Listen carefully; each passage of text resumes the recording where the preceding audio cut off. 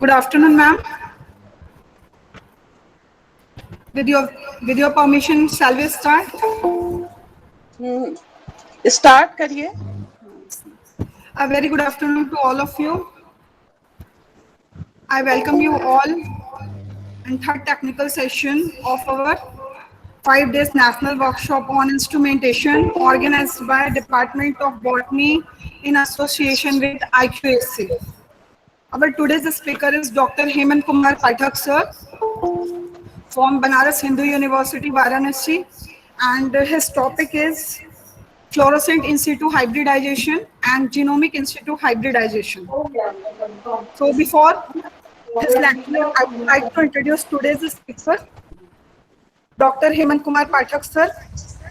He is working as Ramalinga Swami Fellow in Institute of Medical Science, Banaras Hindu University, Varanasi, Uttar Pradesh. He had done his MSc in Biotechnology from School of Biotechnology, Devi Ahilya Vishwavidyalaya, Indore, Madhya Pradesh.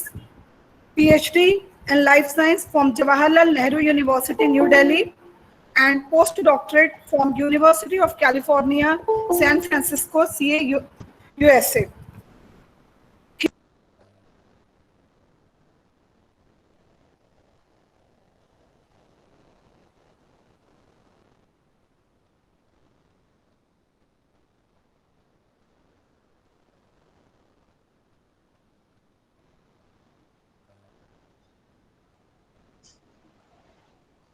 चेतना, आवाज नहीं आ रही है. आवाज नहीं आ रही. आपकी आवाज नहीं आ रही है, चेतना.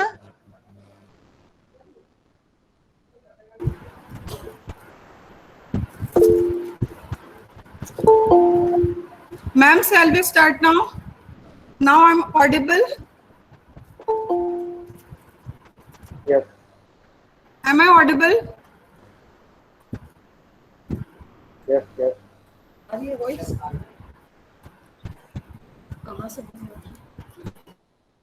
A very good afternoon to all of you. I welcome you all in third technical session of our 5 days national workshop on instrumentation organized by Department of Botany in association with IQAC.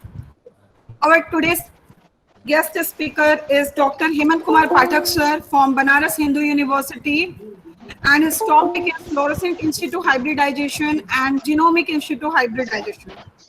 So before his lecture, I would like to introduce him.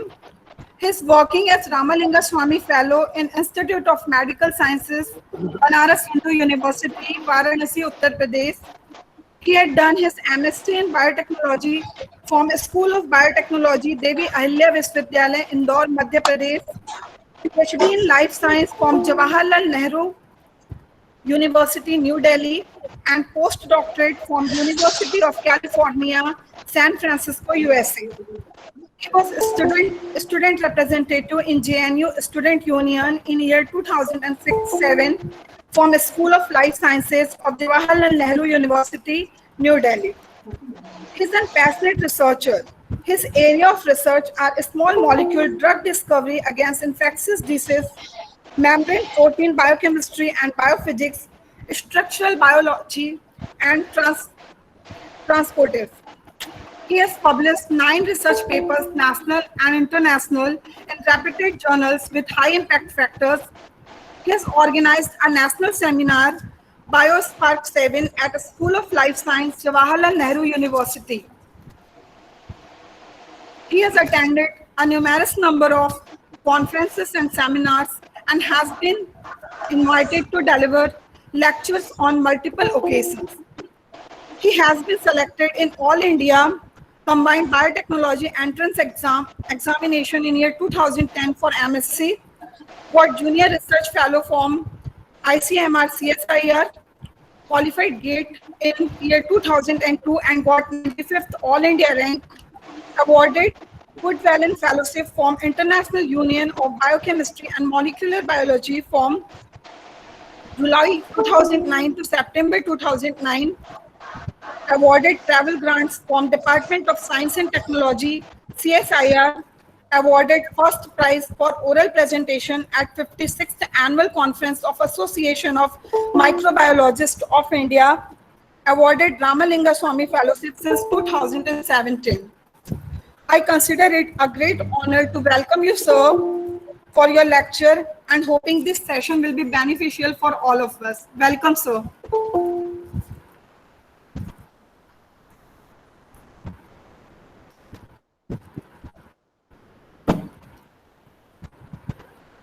Should I start? Yes, sir. First of all, I thank you to the organizers and principal ma'am to invite me for this lecture. I'm sorry if I won't be able to explain the things in a good manner, because this topic is very remotely attached to me. I worked on these techniques as a part of my whole research, not as a goal of my research. So, by training, I am a crystallographer. I am worked on membrane proteins, structural determination of membrane proteins, and as an achievement, I would like to tell you guys that a class of protein which is called major facilitator superfamily proteins. So we were the first one who deduced the structure of this class of protein. Means in 2013, the paper we published in Nature, it was the first report of this class of protein which was published from a eukaryotic system. So this was my background and academic thing, which I would like to tell you guys. Now I come to the topic of today's presentation. It is only my experience in research which make me efficient in understanding the experiments, due to which I am able to present this topic to you, all of you. So let's start.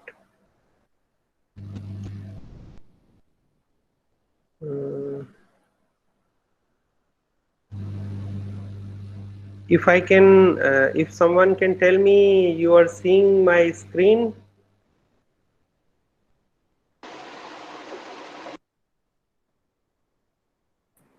Are you able to see my screen? No, right? Okay. Let me share the screen. Now? No, sir. No, sir. Maybe it will take time a little bit. Yes, sir. Yes, It is sir. visible. Yes, sir. Now is it in presentation mode? Yes, sir. Yes, sir. Yes, sir. So you see the entire screen, right? Yes, Yes, sir. sir. Yes, sir. So the variation of this technique are called fish and gish, which is fluorescent in situ hybridization and genomic in situ hybridization. But the parent of this whole thing is called in situ hybridization, and in situ hybridization is also the principle behind all these variations of these techniques. So first, I would like to tell you what is the technique itself. So this is a technique which is used to visualize chromosomes or DNA or RNA of a tissue sample on the principle of complementary base pairing of nucleic acids. The first successful experiment was done by Nardelli and Amaldi from Italy to detect high amplified ribosomal DNA in oocyte of frog Xenopus, which you might be knowing as the satellite DNA, which was later named as satellite DNA in mouse and Drosophila as well. The picture you are seeing in this slide, this is the actual picture which was given in the reference, the first paper which was published on this through this group, and this shows the dark spots or circles you are seeing. These are the spots and circle which show where this rRNA probe was binding, and you can look at the size of this, which is around 10 micron in size. I think this line you see in the bottom of the figure, that is a 10 micron line. So this is the technique, and this is the first experiment. And what actually the technique is, so the in situ, what does it mean in situ? I think everybody knows about it. In situ का मतलब होता है कि उस अपनी जगह पे, ठीक है, अगर हम कोई चीज जो है वो आइसोलेट करके और उसको मॉडिफाई करके अगर देखते हैं तो that is not called in situ. तो जैसा है वैसा अगर देखना हो या उसको एक्सपेरिमेंट करना हो तो वो इन सीटू टर्म यूज किया जाता है. तो यहाँ भी इन सीटू का मतलब वही है. यहाँ पे हम इन सीटू क्या देखते हैं, तो हम देखते हैं डीएनए और आरएनए जो कि सेल में प्रेजेंट है. तो जैसा वो प्रेजेंट है वैसा, हम उसको मॉडिफाई नहीं करते. और ये देखने के लिए what we use probe of DNA और RNA. And the principle behind it is complementary base pairing of DNA and RNA. So to make the complementary base pairing, what you need single stranded probe. So it uses a single stranded probe which either chemically or radioactively labeled. और उसके बाद you mix this probe with your tissue sample, and based on the labeling you try to find out where this probe goes and where it binds. And to remove the non-specific binding, you wash it, and then ultimately in 3-dimensional you would be able to know कि जो चीज आप देखना चाहते हैं वो कहाँ पे है भी कि नहीं है, और वो अपने इंटैक्ट फॉर्म में है कि नहीं है. तो ये सारी इंफॉर्मेशन जो है वो इस टेक्निक से हमको मिलती है. अब इसी टेक्निक जो इन सीटू हाइब्रिडाइजेशन है, इसी के वेरिएशंस हैं जिनको हम आज डिस्कस करेंगे. और ये जो है ये larger cytogenetic field, cytogenetic studies का पार्ट है, जिसके लिए ये दो टेक्निक बहुत फेमस है. साइटोजेनेटिक्स में क्रोमोसोम की मॉर्फोलॉजी को, नंबर को स्टडी करने के लिए इनका उपयोग किया जाता है. ऐसा नया क्या है, तो एक्चुअली जो प्रॉब्लम थी क्लासिकल जेनेटिक्स में वो ये थी कि उसमें प्रॉपर आइडेंटिफिकेशन ऑफ एबरेशन और rearrangement was not possible. But ये जो टेक्निक थी जब ये इवॉल्व हुई तो उससे उनका बेटर एनालिसिस और इजियर एनालिसिस हो गया. उसको सिर्फ नंबर के फॉर्म में नहीं, बल्कि अरेंजमेंट, उसमें कौन से जीन कहाँ है, इनकी जानकारी भी इन टेक्निक से मिलती है.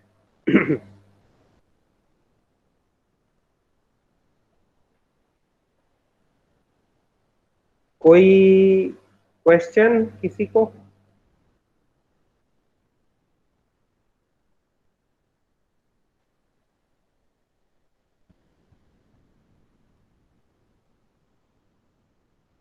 fluorescence in situ hybridization. Now the variation of this technique, one variation of this technique is fluorescence in situ hybridization. So the name suggests fluorescence in situ hybridization means a fluorescence intermediate is used to detect what you want to detect in this technique. When this was discovered and for what? So this was discovered in 1980s for Drosophila polytene chromosome. This can be used to locate the positions of specific DNA sequences on chromosome. We will look into it later, that how we can use this technique to locate specific DNA sequences on chromosome. This technique can be used to detect number of chromosomes of certain type. Means if you want to know the number of specific chromosome, then this technique can be used. Say for example, if you want to know the number of X chromosome or Y chromosome in any animal. This technique was very helpful sir in slide the move human नहीं हो रही है genome. आपकी। अभी move किया ही नहीं है मैंने ये। अभी कौन सी स्लाइड देख रहे हैं आप? टॉप में। Sir, first slide है फ्रंट स्लाइड है सर। फर्स्ट स्लाइड ही दिख रही है? Yes, yes sir. Yes, sir. अच्छा, ये तो बहुत गड़बड़ हो गया। रुकिए, फिर मैं एक काम करता हूँ, दोबारा इसको शेयर करता हूँ। में भी कुछ प्रॉब्लम है। Let me share my screen. Sorry, मैं ये चीज मैं वो नहीं कर पाया। तो मैं एक बार फिर से आप लोगों को बता देता हूँ। अब दिख रहा है? सेकंड स्लाइड मूव हो रही है? Yes sir. Yes, sir. Yes sir. Let me repeat what I said. So this is what I said. Said about the technique. What is the technique? So the in situ hybridization is a technique where we want to visualize a chromosome or DNA or RNA of a tissue sample. And the first successful experiment on this was done by Nardelli and Amaldi from Italy to detect ribosomal DNA of frog oocyte, which was later named as satellite DNA in mouse and Drosophila chromosome. The picture you are seeing here, this is the original picture presented by the inventor group, and the black spots, round black spot you are seeing, these are the regions where the this satellite DNA is visible. So this you can see, these were the early days, but now the technique has evolved leap and frog, and you can see a very nice and beautiful images nowadays. So the technique, ये जो technique है ये है क्या? तो इसमें जो term है इन सीटू, इसका मतलब होता है इन प्लेस। तो इन प्लेस मतलब जब आप किसी चीज को उसके वैसे ही रूप में डिटेक्ट करना चाहते हैं, तो वो हो गया इन सीटू। और यहाँ पे जो इन सीटू हाइब्रिडाइजेशन में इसका मीनिंग है वो है आरएनए और डीएनए को लेके, मोस्टली क्रोमोसोमल एनालिसिस और स्टडी के लिए। तो इन सीटू हाइब्रिडाइजेशन जो है मोस्टली आरएनए और डीएनए जो सेल के होते हैं उनके स्टडी के लिए यूज होता है। अब इसमें जो टूल्स इन्वॉल्व है वो है प्रोब, और प्रोब जो है वो क्या होता है, डीएनए या आरएनए जो है वो एज अ प्रोब यूज किया जाता है। प्रोब का मतलब क्या होता है? प्रोब का मतलब होता है जिससे आप ढूंढते हैं, जैसे टॉर्च। यू प्रोब, तो आप टॉर्च की लाइट से किसी चीज को ढूंढते हैं, वैसे ही ये डीएनए और आरएनए जो प्रोब होता है इसमें, उससे आप उसके कॉग्नेट पार्टनर को ढूंढते हैं या टारगेट सीक्वेंस को ढूंढते हैं। और इसका प्रिंसिपल क्या होता है? इसका प्रिंसिपल होता है base pairing of the nucleotide. ये आप लोगों को सबको पता होगा कि जो न्यूक्लियोटाइड होते हैं वो चार जो जो न्यूक्लिक एसिड होता है वो चार न्यूक्लियोटाइड का कॉम्बिनेशन होता है, और वो चार न्यूक्लियोटाइड जो है वो आपस में बेस पेयर बनाते हैं। ठीक है, तो एडेनिन जो है वो ATCG इस प्रकार से बेस पेयरिंग होती है। एडेनिन थियामिन से, गुआनिन जो है वो साइटोसिन से। तो ये जो है, ये बेस पेयरिंग जो है वो न्यूक्लिक एसिड की प्रॉपर्टी है, उसका यूज किया जाता है यहाँ पे, और इसके लिए इसका सिंगल स्ट्रैंडेड होना जरूरी है। ठीक है, और लेबल्ड होना जरूरी है। और इसको करने के लिए क्या करते हैं, आपने जो आप जो प्रोब यूज कर रहे हैं वो, और आप जिस टिश्यू सैंपल में उसको स्टडी करना चाहते हैं वो, उन दोनों को आप मिक्स करते हैं, और उसके बाद जो डिटेक्शन मेथड है जो आपने प्रोब में यूज किया हुआ है, या तो केमिकल होगा या रेडियो एक्टिव होगा, उसके बेसिस उसी के आधार पे आप डिटेक्शन के लिए आगे बढ़ते हैं। और नॉन स्पेसिफिक बाइंडिंग को हटाने के लिए, ताकि आप जो है पूरा आपका जो स्लाइड हो पूरा काला काला ना दिखे, या जो भी स्टेन है उस कलर का ना दिखे, आप उसको प्रोसेस करने से पहले वॉश करते हैं। और ये आपको जानकारी देता है अल्टीमेटली कि where the target sequence is present, if present whether it is intact, मतलब उसमें कोई टूट फूट तो नहीं है, और प्रेजेंट और एब्सेंट। ठीक है, ये जानकारी आपको इससे मिल जाती है। अब इसी इन सीटू हाइब्रिडाइजेशन के जो वेरिएशन है वो है fluorescence in situ hybridisation and genomic in situ hybridisation. ये दोनों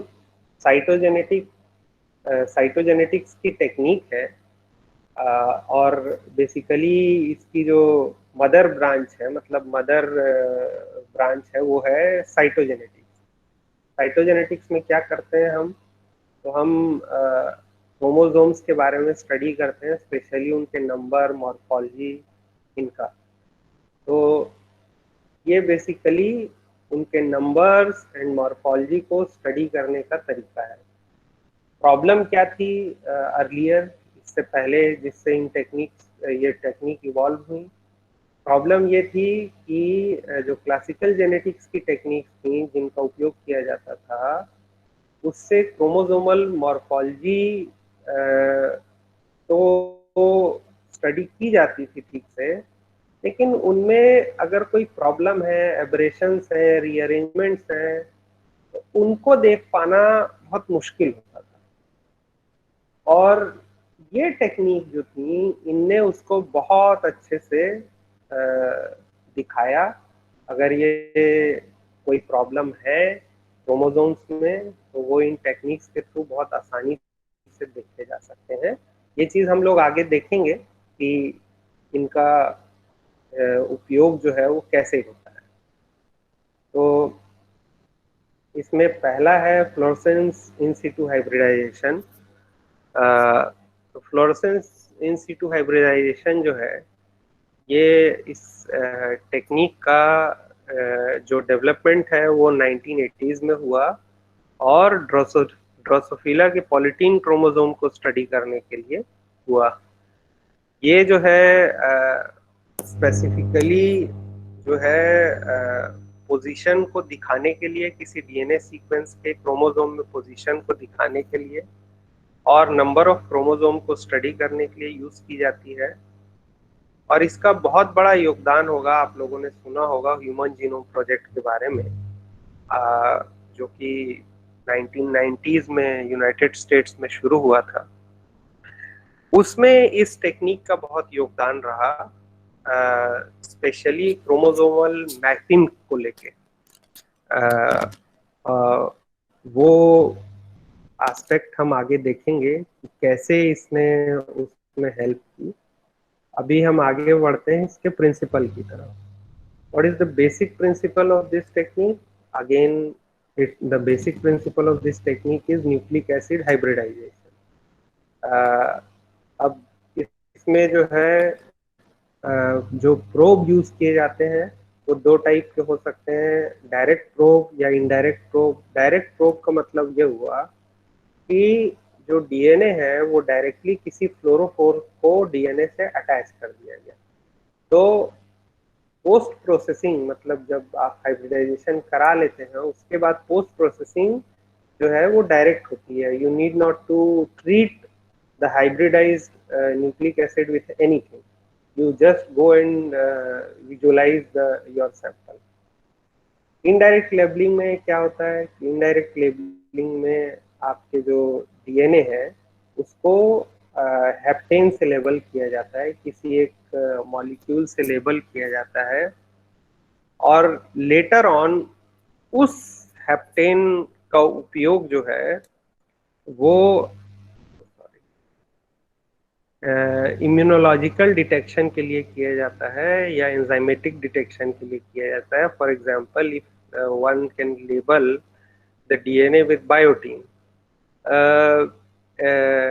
avidine can be used to detect it, and the avidine, if it is attached to any fluorophore or any enzyme or any say for example HRP, horseradish peroxidase type of enzyme which produces color upon reaction, so those can be used for this, or you can use antibodies for the detection. अगर मान लीजिए उसका antigen है उससे label कर दिया गया DNA को, तो you can use the antibody against those antigen to probe, and your antibody definitely would be having some fluorophore attached to it. और फाइनली आप जो है इसको माइक्रोस्कोप के अंडर देख सकते हैं। इस टेक्निक के जैसा कि एप्लीकेशंस के बारे में बताया गया कि इवैल्यूएशन बहुत सारे इसके वो हैं एप्लीकेशंस हैं। सबसे मोस्ट इम्पॉर्टेंट एप्लीकेशन है इसका जीन मैपिंग। उसके अलावा डिजीज़ के प्रोग्रेशन और डिजीज़ के कम होने का भी इससे पता लगाया जा सकता है। कैरेक्टराइजेशन ऑफ क्रोमोसोम, उसमें टूट फूट है, कोई प्रॉब्लम है, इस चीज़ का भी पता लगाया जा सकता है। इवैल्यूएशन ऑफ प्रोग्नोसिस, मतलब किसी डिजीज़ के प्रोग्नोसिस में भी ये हेल्प करता है। अगेन क्रोमोसोमल नंबर अगर चेंज होता है तो उसको भी इससे स्टडी किया जा सकता है। और न्यूक्लियर आरएनए को टारगेट करने के लिए या करस्पॉन्डिंग जीन को स्टडी करने के लिए भी इसका उपयोग किया जा सकता है। तो ये सारे वेरिएशंस हैं। कोई क्वेश्चन है?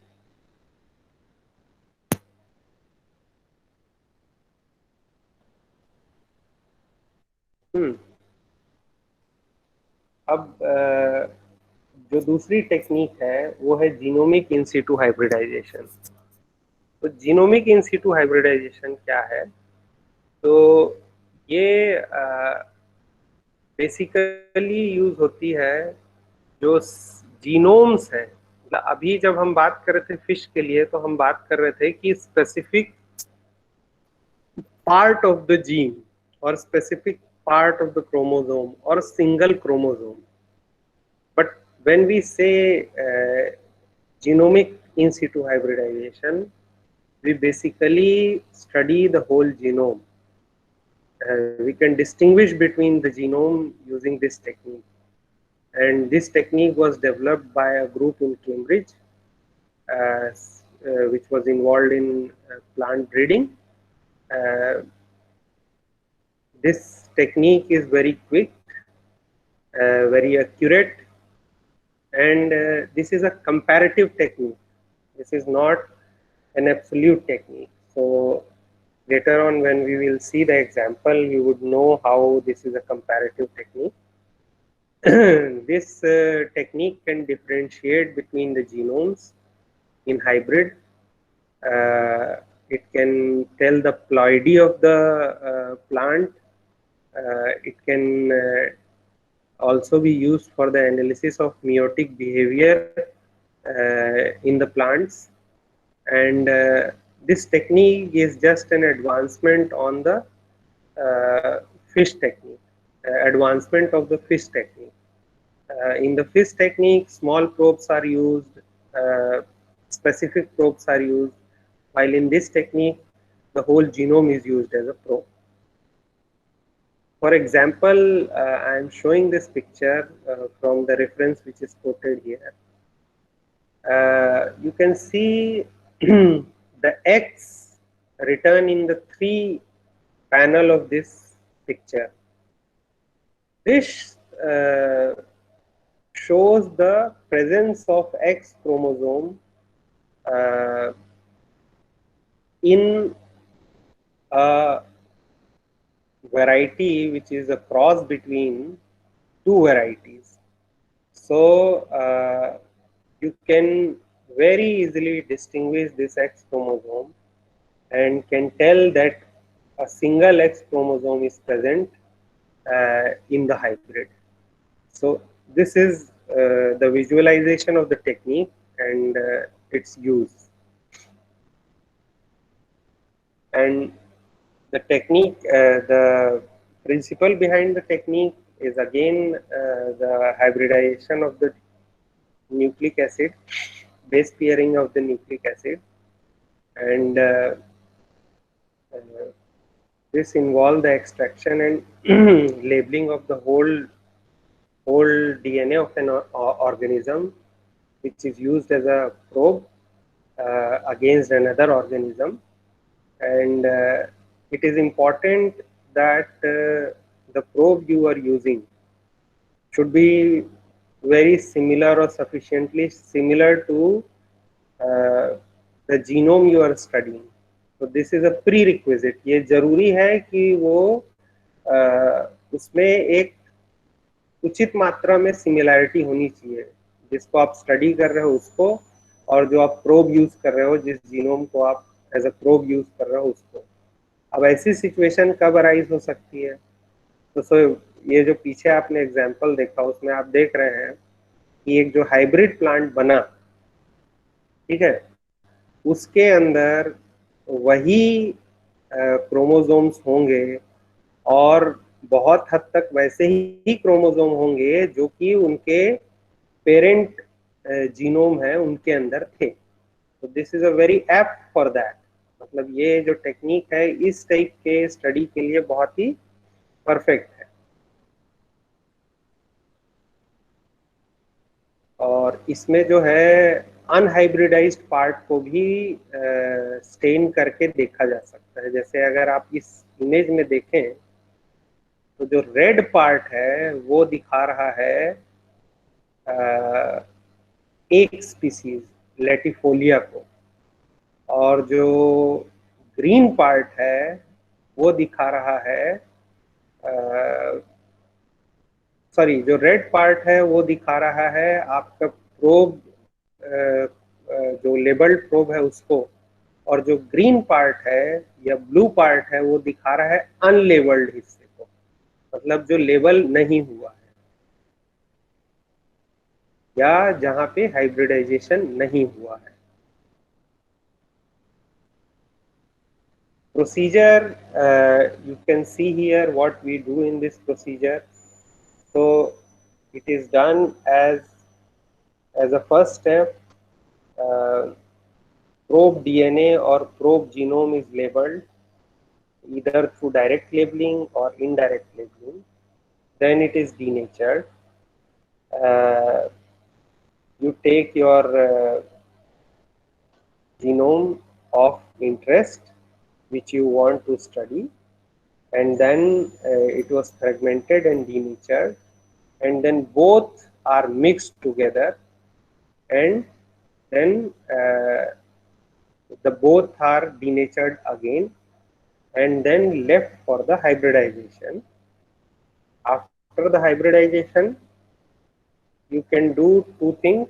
You can block the DNA attachment by blocking DNA, and in this way you can detect the unlabeled DNA.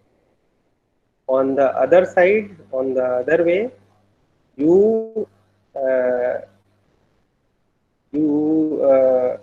detect the hybridized or annealed DNA through the detection method which is used for the preparation of the probe. It may be fluorochrome or antibody, whatever, direct or indirect. This is just a write-up for the step you saw in the last slide, in this slide, and different steps of this method. Now come to application. So what are the application of this? You can study recombination pattern through GIS. You can study determination of the position of translocation breakpoints. You can study phylogeny. You can study meiosis. If you want to identify the genome, unknown genome, you can do by this.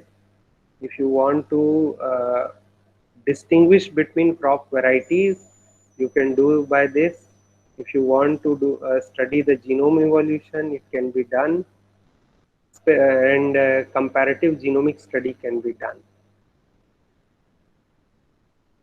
So as you from all these slides you saw that we repetitively use the term probe.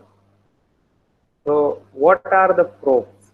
The probes basically are the three types of probe are used. The whole chromosome painting probes, repetitive sequence probes, locus specific probes. What are these? So the whole chromosomal probes are the whole chromosome. When it is used as a probe, then it is called the whole chromosomal probe. And on the right side you can see the picture when the chromosome probes are used, painting probes or chromosome painting probes are used. You can see how interestingly you can see the arrangement of the different areas of the genes or the DNA in a chromosome. You can see different pattern and banding. If one probe is absent, say for example the yellow region is absent from one of the chromosome, you can easily detect it. Looking at this and comparing it with the standard picture, you can easily detect that this particular portion is absent. So this particular chromosome has a problem. The repetitive sequence probes, I would like to I would like to know from you guys if you know about the repetitive sequence or not. What are the repetitive sequences?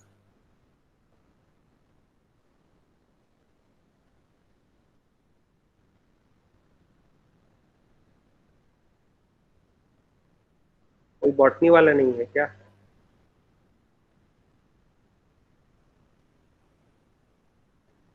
Hello, सुनाई दे रहा है?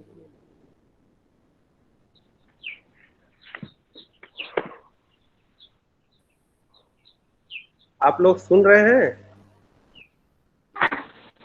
Yes, sir. अच्छा, Yes, sir. पहले कहानी सुनाते थे तो बीच बीच में हुक्का देते थे तो पता लग जाता था कि वही लोग जाग, तो बीच बीच में जो है थोड़ी आवाज आ जाए तो पता लगे कि चल रहा है, ठीक है। तो आप लोगों को पता है रिपीटेटिव सीक्वेंस क्या होता है? रिपीटेटिव सीक्वेंस जो होता है वो जीनोम का एक एसेंशियल पार्ट होता है। मतलब ये एस्टैब्लिश्ड फैक्ट है कि रिपीटिटिव सीक्वेंस जो होते हैं वो ज़्यादा इम्पोर्टेंट, ज़्यादा इवॉल्व होते हैं, ज़्यादा कंजर्व्ड होते हैं compare to non repetitive sequence. और नाम से जैसा है पता लग रहा है, रिपीटिटिव सीक्वेंस का मतलब हुआ कि जो सीक्वेंस रिपीट हो रहा है, जैसे एटीजीसी एटीजीसी एटीजीसी अगर बहुत सारा रिपीट है तो this is called repetitive sequence. ठीक है, ये भी जैसे एक नीचे लिखा हुआ है टीटीए जीजीजी, अब ये बहुत बार अगर रिपीट हो गया तो ये रिपीटिटिव सीक्वेंस है। और ये जो पर्टिकुलर सीक्वेंस है ये ह्यूमन क्रोमोसोम के टीलोमियर में पाया जाता है। ठीक है, so if you want to study the telomere, if you want to look for it, you directly purchase the probe which is a repetitive sequence probe, और you can directly look into it कि भाई ये जो है ये चीज कहीं किसी उसमें क्रोमोसोम में गायब तो नहीं है, या किसी क्रोमोसोम में इसमें कोई एबरेशन तो नहीं आ गया है। फिर हो गया locus specific probe. Locus specific probe जो कि एक स्पेसिफिक लोकस के लिए हो। ठीक है, तो जनरली ये प्रोब छोटे होते हैं, जो बहुत बड़े प्रोब नहीं होते, और ये एक पर्टिकुलर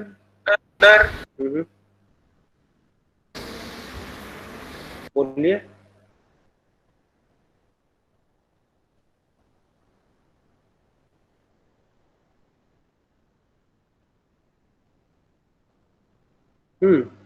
आप इस इमेज में देख सकते हैं, इसमें एक लोकस स्पेसिफिक प्रोब का उपयोग किया गया है जो कि AML1 लोकस के लिए है। और ये जो है ये क्रोमोसोम 21 में पाया जाता है, और इससे आप देख सकते हैं कि इसमें जो है 3 वो दिखा रहा है लोकस स्पेसिफिक प्रोब। तो इसका मतलब ये है कि ये जो है ट्राइसोमी को रिप्रेजेंट करता है। अब ये जो फिश जो है वो ही जो है पेरेंट टेक्निक है, इसके अलग अलग एप्लीकेशन के हिसाब से इसमें वेरिएशंस हैं। जैसे अभी हम जैसे लोकस स्पेसिफिक प्रोब के बारे में देख रहे थे, इस पर्टिकुलर वेरिएशन को कहा जाता है, अगर ये सेंट्रोमियर की स्टडी के लिए उपयोग किया जाता है तो इसको कहा जाता है सेंट्रोमियर फिश। इसमें जो है स्पेशली जो सेंट्रोमियर सीक्वेंस होता है उसके प्रोब का उपयोग करके सेंट्रोमियर से आप जो है वो स्टडी करते हैं क्रोमोसोम्स की। जैसे इस इमेज में आप देख रहे हैं सारे क्रोमोसोम्स के सेंट्रोमियर आपको विजिबल हो रहे हैं। You can count the number of centromere and in turn it will give you the number of chromosomes। ठीक है, अगर उसमें कोई ब्रेक है या एब्सेंट है तो वो भी पता लग जाएगा, है ना। दूसरा है आर्म फिश। आर्म फिश जो है उसमें क्या करते हैं, ये जो है क्रोमोसोमल एबनॉर्मेलिटी को डिटेक्ट करने के लिए उपयोग किया जाता है। इसमें जो है अलग अलग क्रोमोसोम जो है उनको अलग अलग पी और क्यू आर्म्स के हिसाब से डिटेक्ट किया जाता है। और you can see in the image कि कितने इजीली जो है इसमें आप जो है अलग अलग उसको देख सकते हैं। और अगर आप ध्यान से देखें तो एक 10th नंबर सेकेंड रो में 10 लिखा हुआ है, वहां पे ये एक्सचेंज हुआ है क्रोमोसोमल आर्म्स का। वो आधा जो है वो ग्रीन है और आधा जो है वो पिंक है। ठीक है, तो कितने इजीली जो है ये इसमें दिखाई देता है। तो ये जो है इस वेरिएशन को आर्म फिश कहा जाता है। ये अगला जो है वो कार्ड फिश है, फर्टिलाइज रिपर्टोयर डिपोजिशन। ये जो है फॉर एग्जांपल जो स्टडी किया गया है ये किसी स्पेसिफिक माइक्रो ऑर्गेनिज्म को किसी प्लांट में या किसी दूसरे ऑर्गेनिज्म में डिटेक्ट करने के लिए इसका उपयोग किया गया है। इस पर्टिकुलर एग्जांपल में ऑन द राइट साइड आप देख सकते हैं कि राइस में एक स्पेसिफिक बैक्टीरिया मिथाइलोसाइनस और मिथाइलोसिस्टिस, इनको देखने के लिए इसका उपयोग किया गया है। तो मिथाइलोस ये बैक्टीरिया जो है इनके अगेंस्ट स्पेसिफिक प्रोब लेके उसको जो है राइस रूट्स में प्रोब किया गया, और अगर वो बैक्टीरिया प्रेजेंट है तो वो आपको ऐसे फ्लोरोसेंस के फॉर्म में दिखाई देगा। उससे अगला एक वेरिएशन है, उसको क्रायोफिश कहते हैं। तो क्रायोफिश में क्रायो कंडीशन में आप जो है फ्लोरोसेंस इन सिटू हाइब्रिडाइजेशन का उपयोग करके डिफरेंट सेल्स की स्टडी करते हैं। DNA breakage detection fish, DBD fish.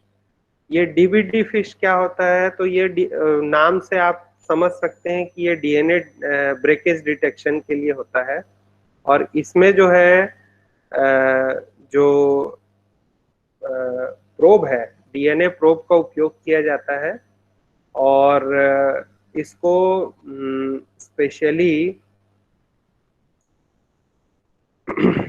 Infected macrophage के स्टडी के लिए उपयोग किया जाता है। और एक एग्जाम्पल आप यहाँ देख रहे हैं राइट साइड में, जिसमें एक मैक्रोफेज को इसमें दिखाया गया है। और इसमें मैक्रोफेज लेने का मतलब एग्जाम्पल तो खैर है, उसको स्टडी किया जाता है। मैक्रोफेज लेने का रीजन क्या होता है? Most of the time macrophage क्या करती हैं, वो जो पैरासाइट है या माइक्रो ऑर्गेनिज्म जो आपके बॉडी के अंदर आ रहा है, वो इसको एनगल्फ करती हैं। एनगल्फ करने के बाद उसका जितना भी जेनेटिक मटेरियल और जो वो होता है वो उसको लाइज कर देती हैं। तो ये जो ब्रेकेज है ये पॉसिबल हो पा रहा है या नहीं हो पा रहा है? फॉर एग्जांपल, अगर यही टेक्निक का उपयोग किया जाए और ये देखा जाए कि माइकोबैक्टीरियम जो है वो किसी सेल के अंदर अलाइव है या डेड है, तो बहुत अच्छे से देखा जा सकता है, क्योंकि उसका जो जीनोमिक डीएनए, उसका जो डीएनए होगा वो इंटैक्ट होगा, तो वो ब्रेकेज नहीं दिखाएगा, वो बहुत आसानी से और अच्छे से दिखाई देगा। जबकि जो ब्रोकन डीएनए होगा वो पूरी सेल में फैला होगा, जैसा कि यहाँ आप पिक्चर में देख सकते हैं। उसके अलावा अगर फ्लो साइटोमेट्री के साथ इसको कंबाइन कर दिया जाए तो इसको फ्लो फिश के का नाम दिया गया है।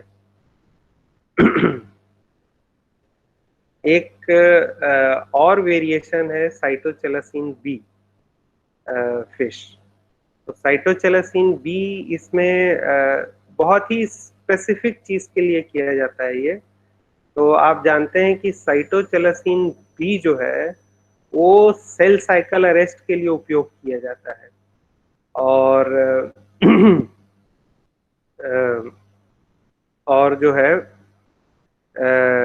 उस अरेस्टेड पोजीशन में जब हम फिश का उपयोग करते हैं तो हम अलग अलग ये देख सकते हैं कि क्रोमोसोम्स की सिचुएशन क्या है। फॉर एग्जांपल यहाँ पर आप देख रहे हैं कि 21 क्रोमोसोम जो कि रेड से लेबल किया गया है, उसके 3 स्पॉट दिखाई दे रहे हैं, और ये 3 स्पॉट जो है वो रिप्रेजेंट करते हैं कि ये 3 कॉपी उसकी प्रेजेंट है। ठीक है, तो ये बहुत ही आसानी से और इजीली विजिबल। और ये last but not least chromosomal orientation fish, ये जो है यही वो टेक्निक है क्रोमोसोमल ओरिएंटेशन फिश, जिसका यूज जो है डीएनए सीक्वेंसिंग में किया गया। ह्यूमन जीनोम सीक्वेंसिंग में, जैसा कि मैंने पहले बताया कि फिश का एक बहुत इम्पोर्टेंट योगदान था इस टेक्निक का। तो इसमें क्रोमोसोम के ओरिएंटेशन को आप देख सकते हैं। अब ये क्रोमोसोमल ओरिएंटेशन जो है उसका सीक्वेंसिंग से क्या लेना देना है, मतलब why chromosomal orientation is important while you are sequencing the whole genome. तो क्रोमोसोमल ओरिएंटेशन का सीक्वेंसिंग से ये लेना देना है कि आप सीक्वेंसिंग टेक्निक्स हैं उनके थ्रू आप ऐसा नहीं कर सकते कि आपने एक जगह से शुरू किया, मतलब क्रोमोसोम के एक एंड से शुरू किया और लास्ट एंड तक जो है सीक्वेंस एक बार में कर दिया, ऐसा नहीं होता। सीक्वेंसिंग हमेशा फ्रेगमेंट्स में होती है, और जब सीक्वेंसिंग फ्रेगमेंट्स में होती है तो आपको उन कॉन्टिक्स को, उन फ्रेगमेंट्स को फाइनली अरेंज करना होता है जिससे कि आप एक परफेक्ट सीक्वेंस अल्टीमेटली पाएं। तो उसके लिए व्हाट यू डू, ये जो है इससे आप उस क्रोमोसोम के अरेंजमेंट को बहुत आसानी से स्टडी कर सकते हैं। आप देख सकते हैं कि ये पर्टिकुलर सीक्वेंस जो है वो क्रोमोसोम के किस रीजन में है, और उसके हिसाब से जो आपने पूरा पार्ट पार्ट में सीक्वेंस किया हुआ है किसी क्रोमोसोम को, उसको आप प्रॉपरली अरेंज कर सकते हैं कि ये सीक्वेंस यहाँ पे होगा क्रोमोसोम में, ये सीक्वेंस यहाँ पे होगा, ये सीक्वेंस यहाँ पे। अब एक एग्जाम्पल के थ्रू हम इसको देखेंगे जो कि शुरू से मतलब it will show you from the first to the last step of this technique, and in this one the wheat chromosomes are studied. The reference is given in the bottom. This is from this paper. So in this the wheat chromosomes are studied, and to do that what you do, you germinate the seeds and then excise the root tip and leave it in the cold water for 24 hours, and then you fix it.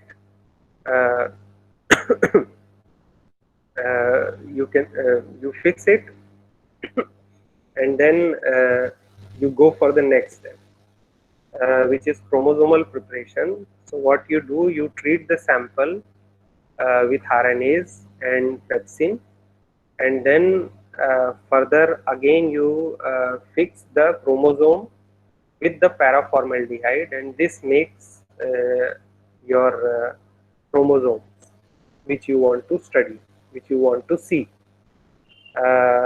Then tissue section preparation. So you cut the tissue in the appropriate size, and then treat those with cellulase, RNase, and finally dehydrate it. Then you prepare the probe.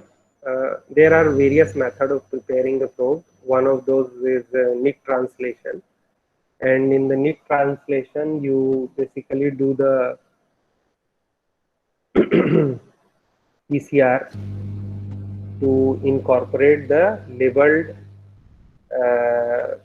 DNTPs in your probe, and then you mix your sample, tissue sample and the probe, and leave it for the incubation. After incubation, you wash it, and then you can detect it using either immunodetection. So if you have used indirect probe, you can use it for you can use antibodies or Avidin, whatever, for the immunodetection. Here in this case, biotinylated probe were used, and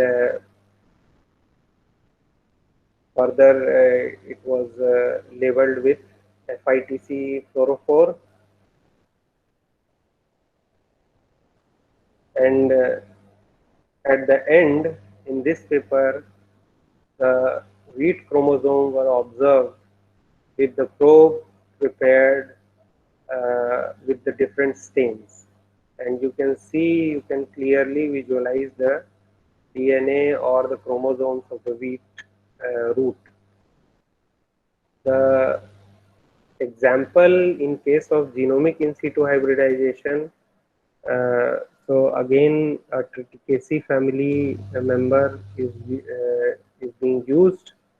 Again the wheat is used, and in this one what you do, again you prepare, you basically germinate the seed and fix the root tips as you done before. Then you prepare the slide with this root tip. Uh,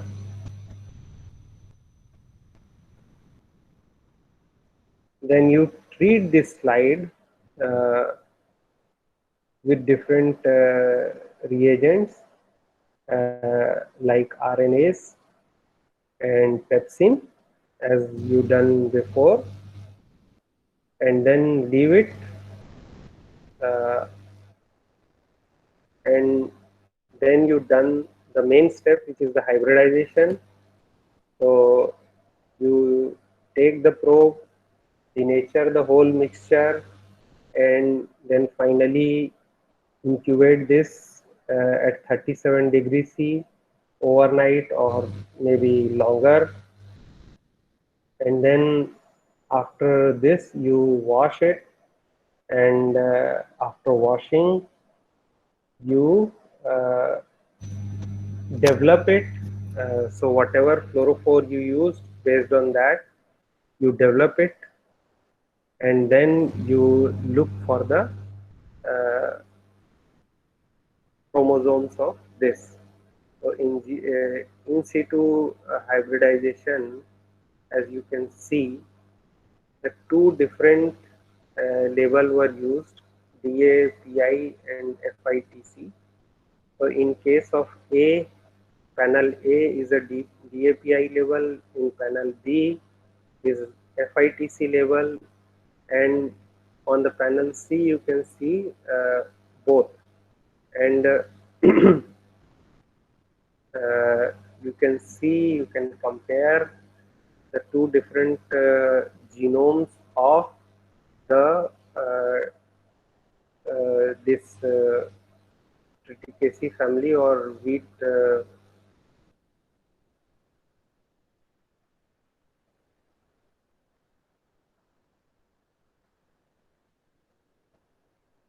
Okay, so what is the difference? I think you must have uh, acknowledged the difference between GIS and FIS, GISH and FIS, and you also, I hope you understand that what is the use of these two techniques. So this is just to summarize whatever you have studied before or you have seen before.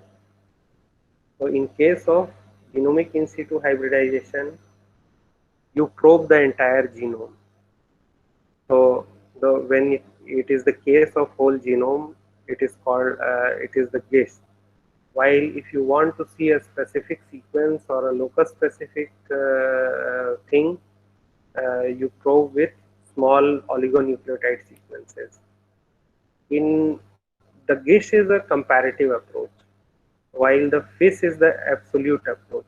When we say comparative approach, so say for example, if you have uh, the whole genome of one plant, a parent plant, and whole genome of the hybridized plant. Hybridized plant may have uh, triploid. It's a triploid hybridized plant is a triploid. If you uh, if you go for the GIS and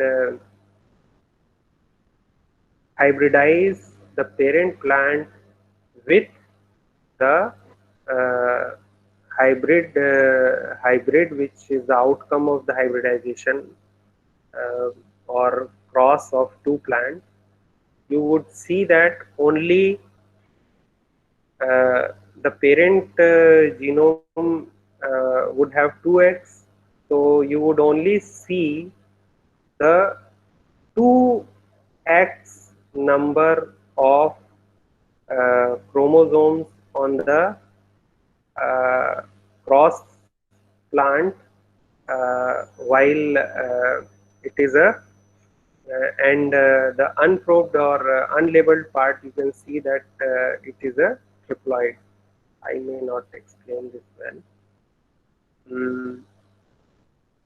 And the main application of GIS is establishing phylogenetic relationship, and the main application of FIS is studying the specific sequences.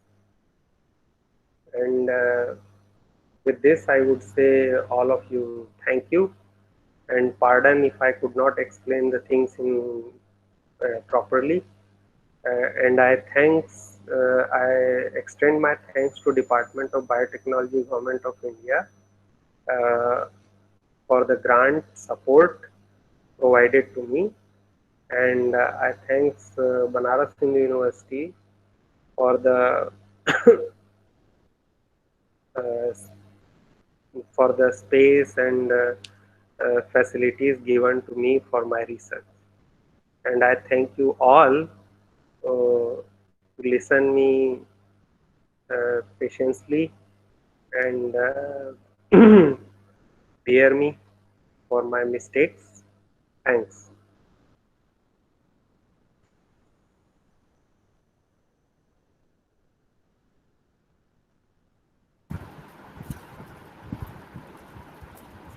Thank you so much, sir. Thank you, sir.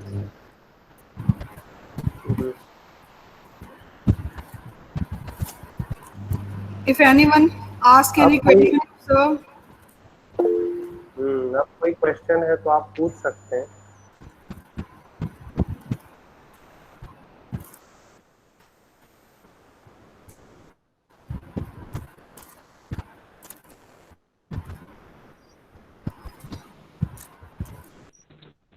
Good afternoon, sir. हाँ जी. Sir जी, ये FITC क्या चीज है? FITC एक fluorophore है.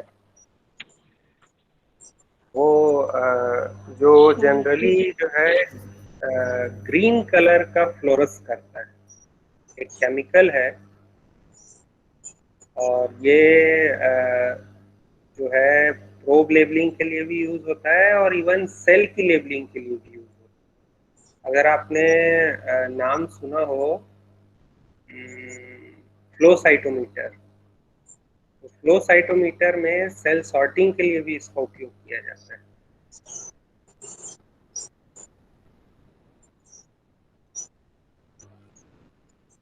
जी sir, thank you sir.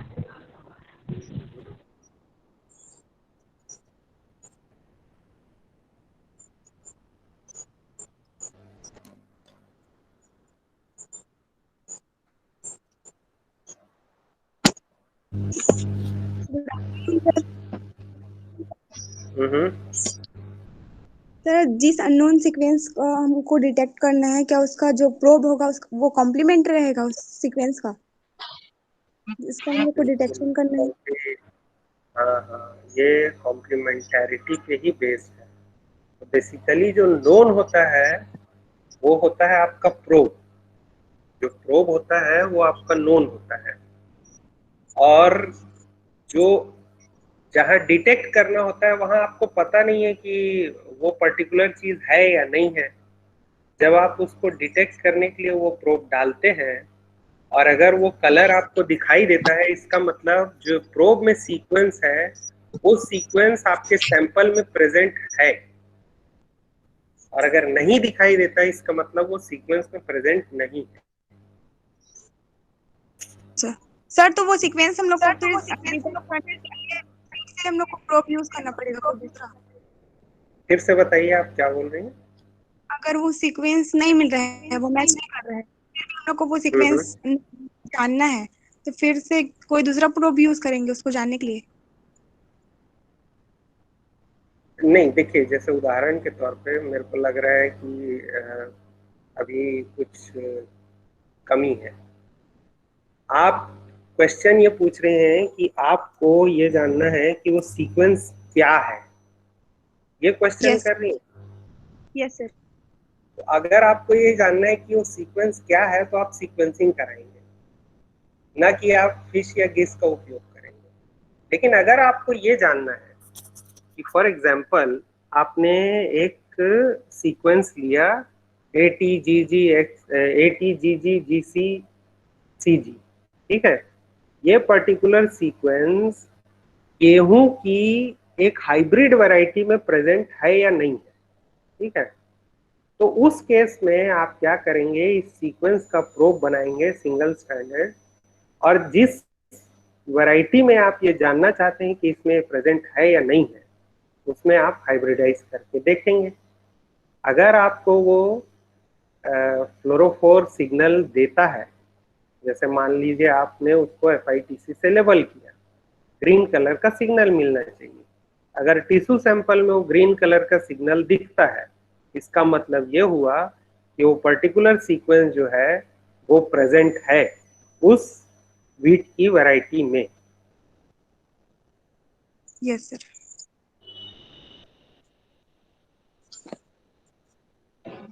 Good afternoon sir. Hmm. Sir क्या इन टेक्निक का यूज जीन एक्सप्रेशन को मतलब mRNA के और सिंथेसिस को भी देख सकते हैं सर? हाँ, इसमें दोनों टाइप के प्रोब यूज होते हैं। mRNA एज अ प्रोब भी यूज होता है, DNA प्रोब भी यूज होता है। मान लीजिए अगर जो आपने वो देखा होगा पॉलीटीन क्रोमोसोम वगैरह, जहाँ RNA बहुत स्ट्रांगली सिंथेसाइज होता है, वहाँ पे आप जो है अगर इसका उपयोग करेंगे तो आप ये भी देख सकते हैं कि जो DNA की मेन ब्रांच से साइड में जो ट्रांसक्राइब हो रहा है RNA, वो भी दिखाई देता है, क्योंकि वो प्रोब जो है जो आपने DNA प्रोब बनाया है वो उस DNA के तो कॉम्प्लीमेंट्री है ही है, साथ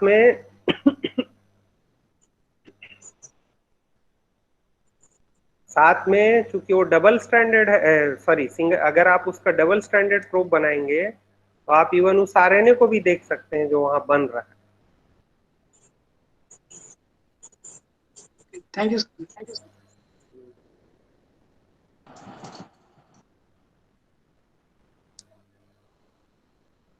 Hello, good afternoon, sir. हाँ, Sir, how to check the quality of probe?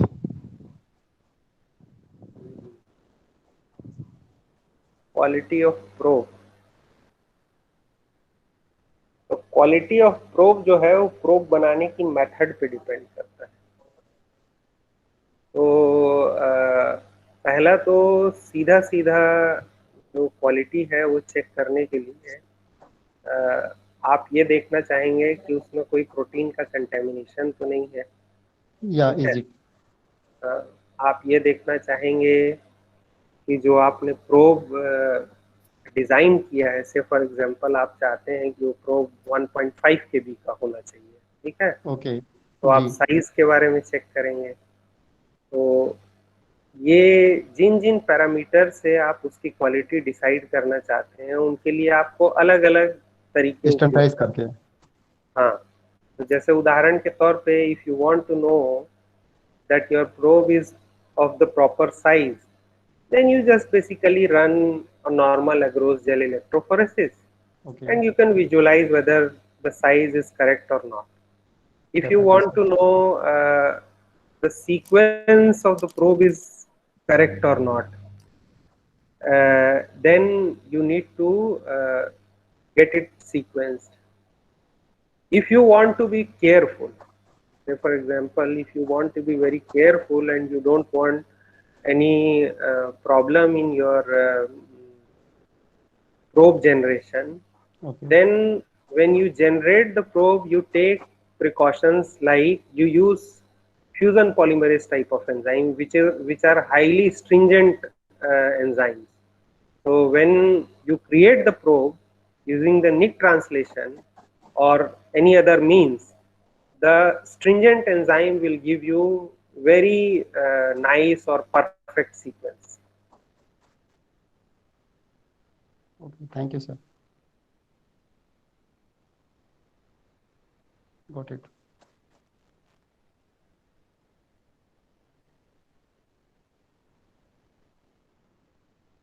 अभी एक कोई और है या ये हो गया है? दीपिका सिवारे.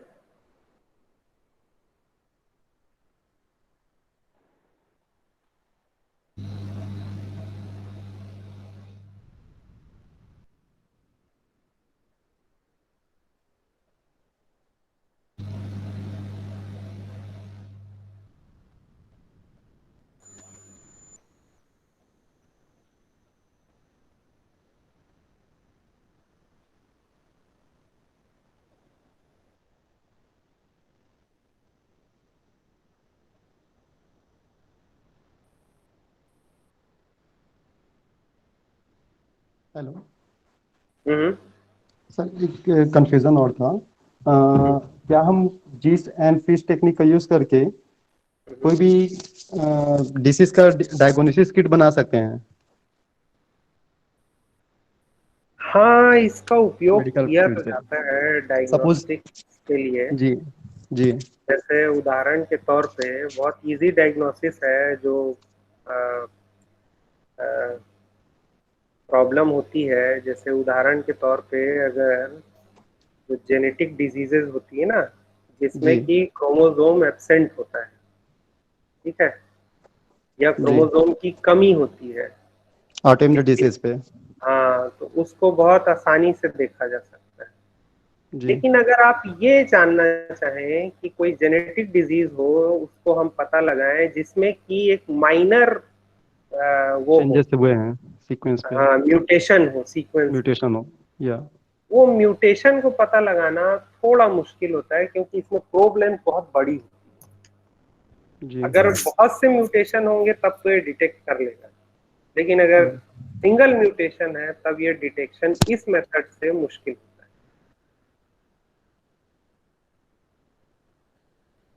ओके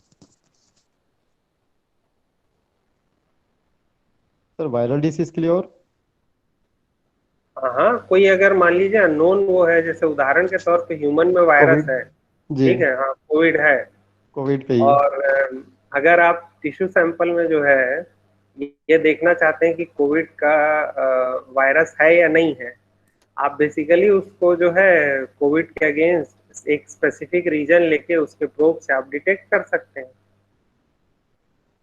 तो और ये यूज भी हो रहा है ये बेसिकली. एप्लीकेशन है सर ये. हाँ, आपको वायरस को विजुअलाइज करना है सेल के अंदर ना, तो आप इसको लाइव सेल में डिटेक्ट करने के लिए इसी टेक्निक का यूज करते हैं. Yes sir, I want to confirm that. Thank you sir.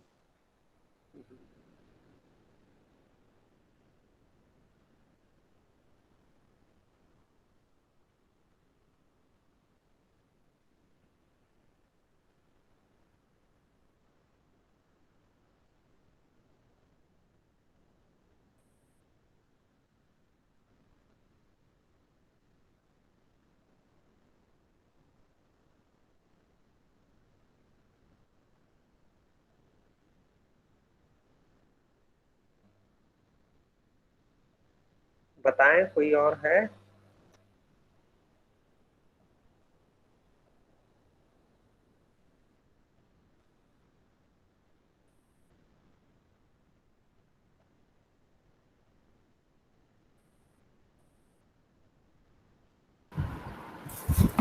Is there any question? कोई है किसी को क्वेश्चन?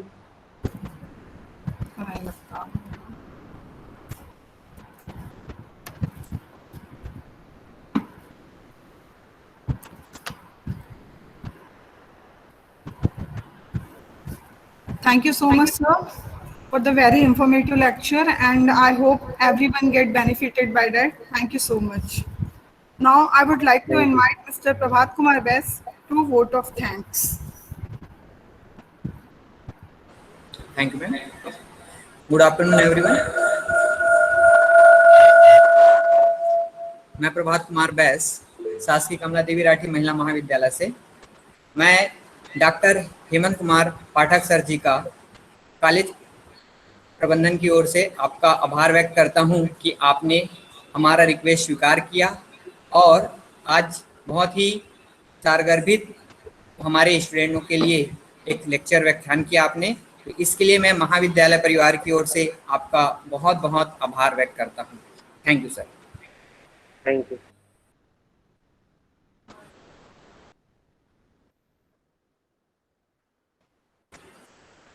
और बहुत बहुत धन्यवाद कि आपने हमारे जो स्टूडेंट्स थे उन्होंने जितने भी उनकी क्वेरीज थी, उन्होंने जो क्वेश्चन किए, उन्होंने डाउट्स को आपने क्लियर किया। इसके लिए भी आपका बहुत बहुत धन्यवाद sir. Thank you sir. Thank you. ठीक है मैडम।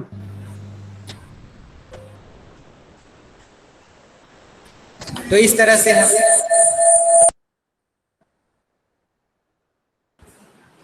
से आज का यह जो थर्ड टेक्निकल सेशन है उसकी हम समाप्ति करते हैं, समाप्ति की घोषणा करते हैं।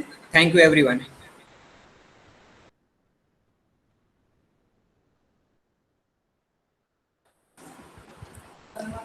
कल हमारा फोर्थ टेक्निकल सेशन होगा, तो मैं आप सभी को बता दूं कि हमारा कल जो है फोर्थ टेक्निकल सेशन होगा वह 2 पार्ट में होंगे।